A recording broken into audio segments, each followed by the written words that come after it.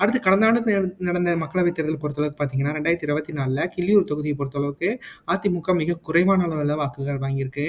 அதாவது ஒரு ஒரு ஒரு ஸ்டேட் பார்ட்டியான இது மிகப்பெரிய பார்ட்டியா இருக்கிற இந்த அதிமுக பார்த்தீங்கன்னா, தனிச்சு இந்த இடத்துல 3108 வாக்குகளும் 1.76% வாங்கி மிகப்பெரிய அளவுல ரொம்ப ட்ராபேக்க சந்திச்சிருக்காங்க இந்த தொகுதியில.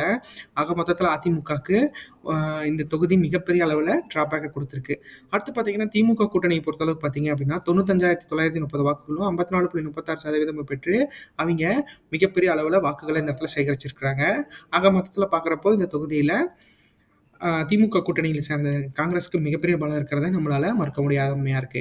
அடுத்து பார்த்தீங்கன்னா, என்டிஏ சார்புல இந்த இடத்துல பாஜக 44,489 வாக்குகளும் 25.21% அவிங்க கைப்பற்றியிருக்காங்க. இந்த தொகுதியில அவிங்க ஹோல்ட் பண்ணி வச்சிருக்க அந்த 25% வாக்குகள் வந்து எல்லா இடத்துலயும் இந்த இடத்துல வந்து அவிங்களுக்கு ஹெல்ப்ஃபுல்லா இருக்கிறதுன்னு நம்மளுக்கு தெரியுது. அடுத்து பார்த்தீங்கன்னா, நாம் தமிழர பொறுத்தளவுக்கு பார்த்தீங்கன்னா, 8,477 வாக்குகளும் 4.8% வாங்கி இவிங்க 3ஆம் இடத்த இந்த இடத்துல பிடிச்சிருக்காங்க அப்படிங்கிறது குறிப்பிடத்தக்கது.